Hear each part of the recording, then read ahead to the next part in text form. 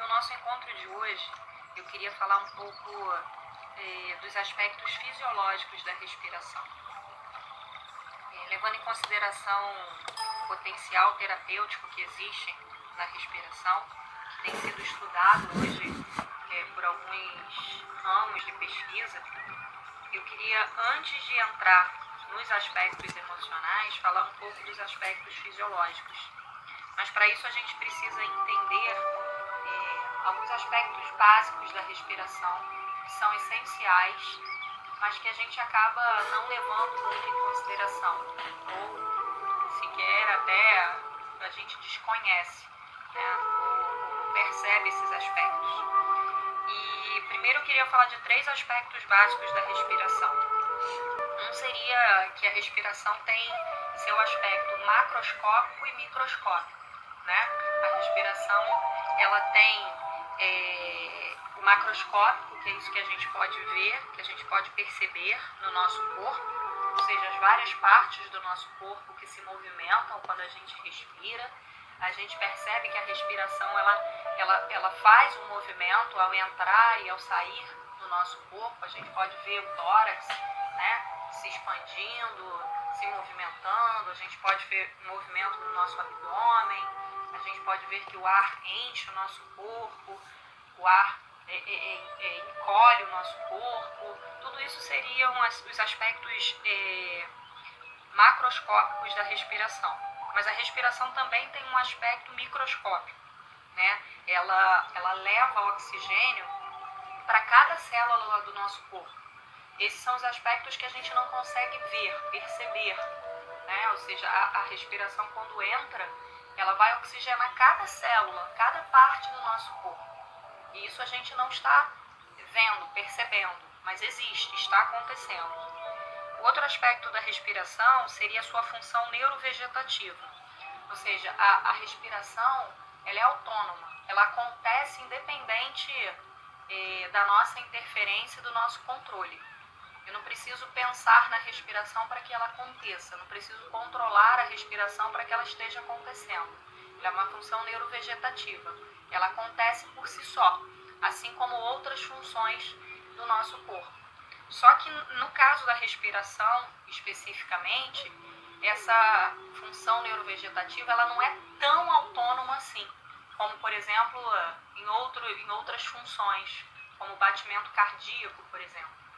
O batimento cardíaco é totalmente autônomo, não tenho nenhum controle sobre isso. O coração está batendo independente do meu controle. E o movimento peristáltico, também é totalmente autônomo. Eu não preciso controlar ou manipular esse movimento, ele está acontecendo. Embora a respiração também seja considerada uma função neurovegetativa, ela não é tão autônoma assim. Por quê? Pelo simples fato de eu levar consciência para a respiração, eu já posso controlar um pouco, ou manipular um pouco essa entrada e saída de ar. Ela está acontecendo naturalmente. Se a respiração dependesse de mim para acontecer, nós já estaríamos mortos, porque a gente esquece que está respirando. Mas, ao mesmo tempo, quando a gente se recorda que está respirando, a gente consegue manipular essa respiração. Ou seja, eu consigo fazer com que o ar entre lentamente, saia lentamente. Eu consigo fazer com que o ar entre mais profundamente, menos superficial. Eu consigo ter uma certa manipulação dessa entrada e saída do ar. Eu consigo segurar o ar dentro do pulmão. Eu consigo deixar o ar fora por algum tempo. Tudo isso acontece através da minha manipulação e do meu controle. Então, embora seja uma função autônoma, ela não é tão autônoma assim. Ela pode ser manipulada em alguns momentos por mim. Aqui entram as práticas contemplativas, quando eu consigo, por exemplo, levar consciência para essa entrada e saída do ar e consigo manipular, se entra mais, se entra menos. Eu consigo aqui trazer uma certa consciência para esse movimento respiratório. Um outro aspecto importante da gente conhecer sobre a respiração é que ela acontece em 2 direções. A gente imagina que a respiração só acontece em uma direção, Ela entra e ela sai. mas na verdade existem duas direções. A gente chama de direção vertical e direção horizontal. Ou seja, o ar quando entra, né, e vai até os pulmões e sai, essa seria a direção vertical. Seria o primeiro movimento que a gente consegue perceber com as clavículas, com o diafragma, é esse eixo vertical. A outra direção seria a horizontal, ou seja, o ar ele entra, né, e faz essa reta vertical, mas ele também expande, né, o meu corpo para o lado, ou seja, ela tem essa direção horizontal. Você pode perceber que em algumas respirações, quando você segura na costela, sua costela vai abrindo o seu corpo para a lateral. Então é como se fosse a imagem de uma cruz mesmo, eixo céu e terra, que seria o vertical, e o horizontal para as laterais. Então a respiração ela me direciona verticalmente e amplia o meu corpo horizontalmente. Então é importante a gente saber que existem duas direções na respiração também. O outro fato que costuma se perguntar muito é por onde se respira, né? Pelo nariz ou pela boca? Quando você está fazendo uma atividade física, é melhor respirar pelo nariz ou pela boca? Bom, aqui é só a gente reparar na estrutura anatômica da boca e do nariz que a gente vai perceber qual é o lugar certo para respirar, né? Qual seria aqui no caso o órgão sensorial destinado para respiração.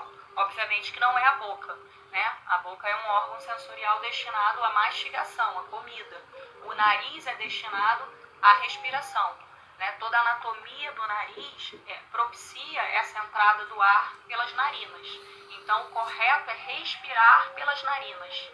Obviamente, se você não tiver com a narina obstruída, mas aí a gente está falando que existe uma patologia instaurada que não te permite usar as narinas de forma natural. Ou seja, a respiração mais natural acontece através das narinas. Ele inclusive, além de ter essa anatomia propícia para respiração, ele também serve de rede de proteção para a entrada de micro-organismos e sujeiras, né?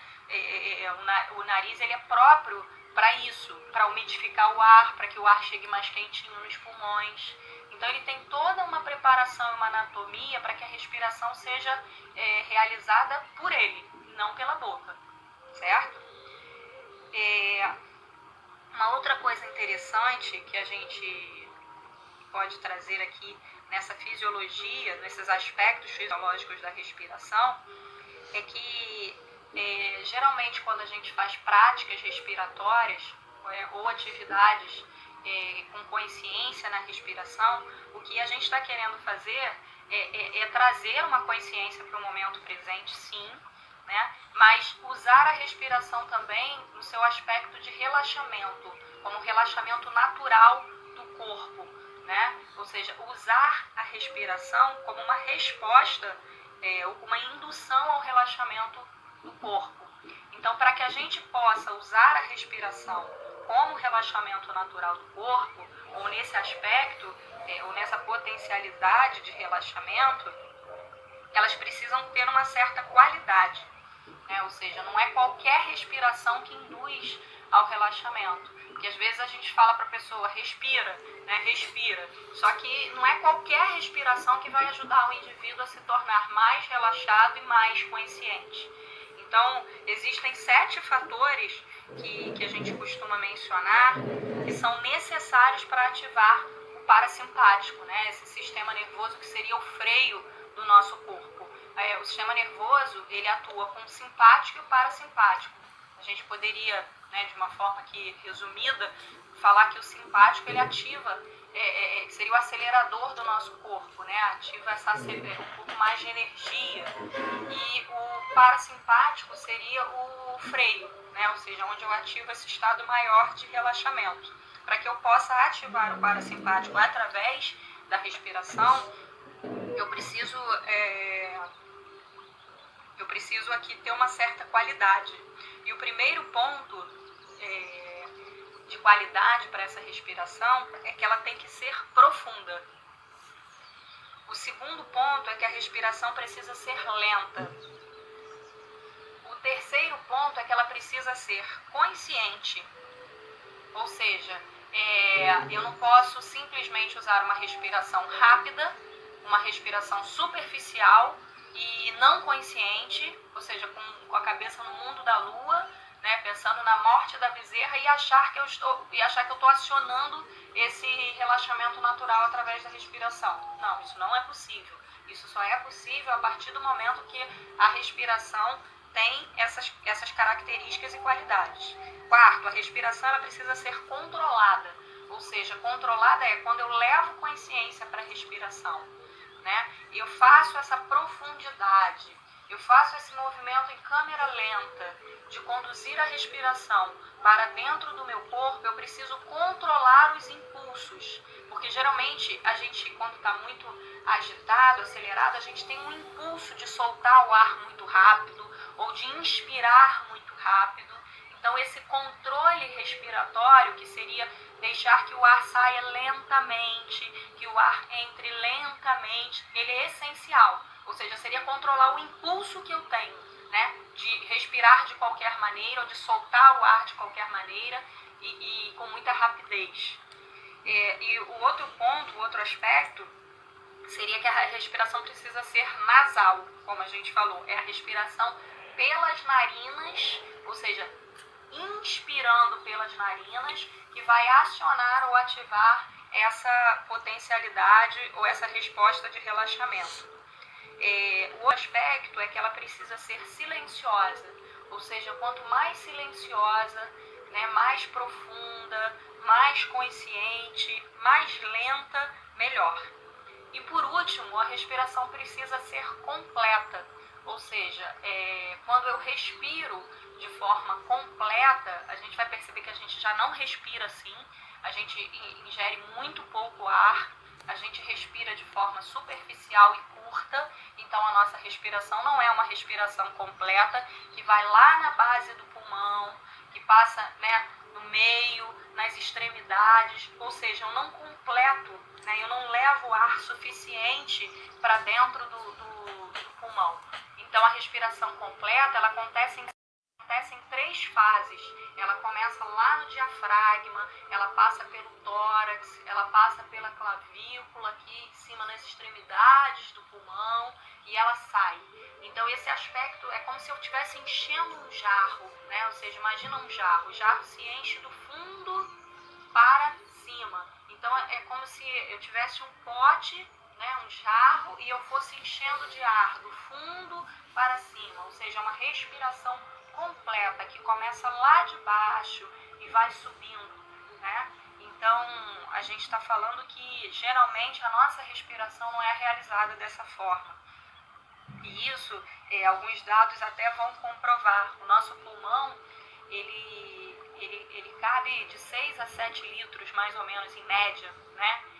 6 litros e meio de ar. Ou seja, cada pulmão caberia ali 3 litros em média de ar. E a gente não usa nem 5% da nossa capacidade respiratória. Ou seja, a gente não ingere nem 1 litro de ar, né, em cada respiração. Isso é muito aquém da nossa capacidade pulmonar, isso é muito aquém da nossa capacidade respiratória, simplesmente porque a gente respira mal, simplesmente porque a gente respira rápido, sem consciência, a gente respira de uma maneira completamente diferente do natural, porque como eu falei para vocês em outros encontros, a gente desaprendeu a respirar. Né? A criança, o bebê, respira de forma natural, ele tem uma respiração completa. A gente não, a gente está com uma respiração extremamente superficial, por conta de toda a nossa vida corrida, inquieta, agitada, por conta de todo o estresse, ansiedade. Isso vai reduzindo essa potencialidade que nós temos de respirar. Então a gente vai usando apenas 5% da nossa capacidade respiratória, que é pouco demais. Então, esses aspectos que eu estou trazendo aqui são importantíssimos para a gente entender a respiração com seu potencial terapêutico. Não só terapêutico no sentido emocional, que a gente vai falar em outro episódio, mas no sentido também fisiológico, né? Ou seja, do bem-estar físico e dessa sensação física do nosso corpo. E outra coisa muito importante também é entender que a respiração, ela tem 4 fases. Ou seja, a gente imagina que a respiração só tem 2, né? Geralmente a gente pensa que respirar é só inspirar e expirar, né? Ou seja, 2 direções. Mas não, a respiração ela não acontece em 2 fases, ela acontece em 4 fases. E a gente costuma falar que isso é importante a gente ter em mente para identificar qual é a forma natural, ou seja, a forma original de se respirar, né? Então a primeira fase é a inspiração, depois a segunda fase seria, né, a retenção do ar nos pulmões, depois seria a expiração e por último deixar os pulmões totalmente sem ar por um tempo. E aqui esse tempo que a gente está falando são pausas naturais. Inclusive as tradições vão chamar essas fases de pausas naturais. Ou seja, nós temos pausas entre essas fases da respiração. Eu inspiro, pauso, segurando o ar por um tempo no pulmão. Eu expiro e pauso, segurando o ar fora do pulmão.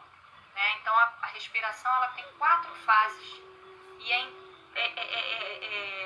fundamental que a gente respeite essas fases da respiração. Mas quando a gente está agitado, inquieto, a gente nem percebe essas pausas naturais da respiração. A gente simplesmente sai inspirando, expirando superficialmente, rapidamente, sem nenhuma consciência do ar que entra e sai de nossas narinas. Então, eu queria trazer esses aspectos fisiológicos para a gente hoje, para que a gente possa entender que a respiração é atravessada por muita riqueza e que ela é, de fato, uma ferramenta natural, importante, com uma potencialidade enorme para ser explorada, né, e que a gente simplesmente esqueceu.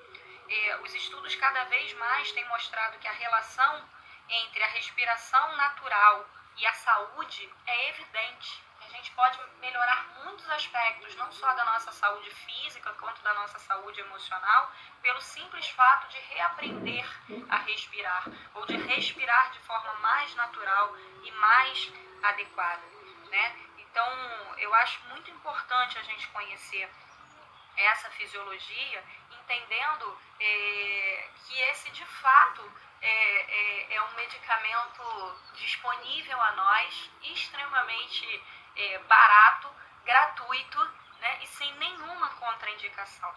Então, eu acho importante cada vez mais a gente despertar para a potencialidade desse recurso que nós temos de forma natural e gratuita no nosso organismo, no nosso corpo.